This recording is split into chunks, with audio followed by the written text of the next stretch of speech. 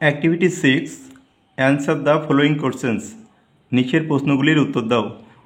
এ দাগে রয়েছে why did Mohsin fell sad for the man. কেন মহসিন লোকটির জন্য দুঃখ বোধ করল?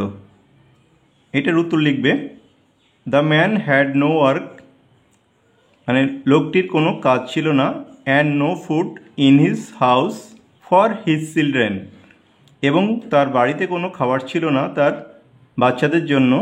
So Mohsin fell sad for the man, তাই মহসিন মানুষটির জন্য দুঃখ বোধ করেছিল। বিদাগে রয়েছে what did Mohsin give the thief. Mohsin চোরটিকে কী দিয়েছিল? তো এটার উত্তর লিখবে Mohsin gave money the thief to start a business.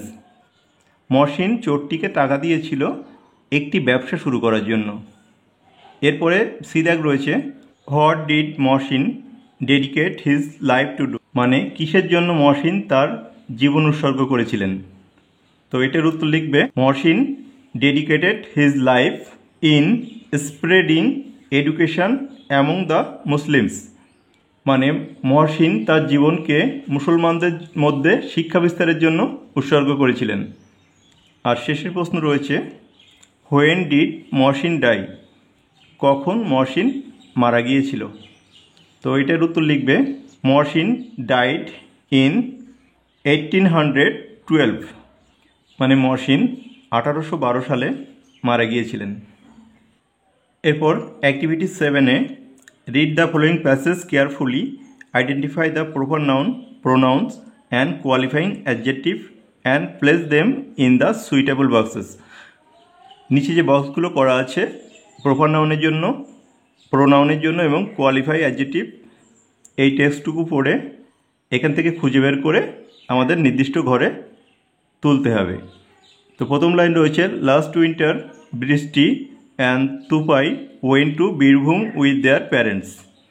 এখানে লাস্ট কোয়ালিফাই অ্যাডজেক্টিভ, উইন্টার হবে প্রপার নাউন, বৃষ্টি হবে প্রপার নাউন, তুপাই হবে প্রপার নাউন, আর বীরভূম হবে প্রপার নাউন। এখানে দেয়ার হবে প্রোনাউন। এরপর দেখো uncle Arup a close friend of Tubai's father live there with his family. এখানে অরূপ হবে প্রপার নাউন, ক্লোজ বসবে অ্যাডজেক্টিভের ঘরে, আর হিজ বসবে প্রোনাউন হিসাবে। তারপর দেখো they travel by Shantiniketan express, they হবে প্রোনাউন আর শান্তিনিকেতন এক্সপ্রেস হবে proper noun. In the train they enjoyed beautiful song sang by a baul. তাহলে এখানে দে হবে প্রপার নাউন, আগে একবার নেওয়া হয়েছে আর নেওয়া লাগবে না। বিউটিফুল হবে অ্যাডজেক্টিভ। আর লাস্ট লাইনে রয়েছে ইট ওয়াজ অ্যান আনফরগেটেবল জার্নি। এখানে ইটটা প্রোনাউন আর আনফরগেটেবল এটা হবে adjective. Activity 7B, feel in the blanks with suitable preposition. আমাদের উপযুক্ত প্রিপোজিশন দিয়ে শূন্যস্থানগুলো পূরণ করতে হবে। প্রথমটা রয়েছে আই প্লেস দ্য ভেস, এটা হবে on the table. I sat এটি at my desk to do the work. সি দাগে রয়েছে দ্য ক্যাট র্যান, এটা হবে over OVER, over the road. The river flows, এটা হবে under UNDER, under the bridge. Activity 8-এ fill in the blanks with words from the help box. Help box থেকে শব্দ নিয়ে শূন্যস্থান পূরণ করতে হবে। প্রথমটি রয়েছে he was a rich and noble merchant, মানে সে ছিল একজন ধনী এবং মহৎ ব্যবসায়ী। পরেরটা I was curious to know the secret, আমি কৌতূহলী ছিলাম রহস্যটি জানতে। Never forget a helpful friend, মানে কখনো একজন সাহায্যকারী বন্ধুকে ভুলে যেও না। My friend has promise to meet me today, মানে আমার বন্ধু প্রতিজ্ঞা করেছে আজ আমার সাথে দেখা করার। Activity 8B. Solve the given crossword puzzle as instructed.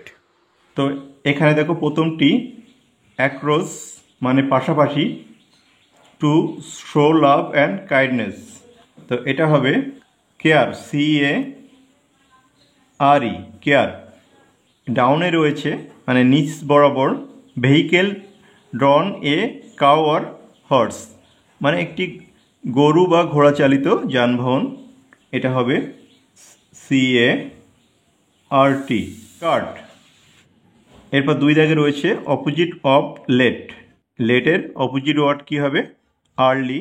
তো দুই নাম্বারটা দেখো নিচ বরাবর রয়েছে EAR, এখানে হবে LY। তিন নাম্বার রয়েছে রিজিয়ন, রিজিয়ন মানে বিভাগ, এটা এ দিয়ে শুরু করতে হবে, তার মানে এটা AREA, এরিয়া। এরপরে চার নম্বরে রয়েছে সে মানে বলা, TELL, টেল। এরপরে পাঁচ নম্বর রয়েছে 365 ডেজ, মানে কি এক বছর, ইয়ার। তাহলে এটা হবে YEAR, ইয়ার।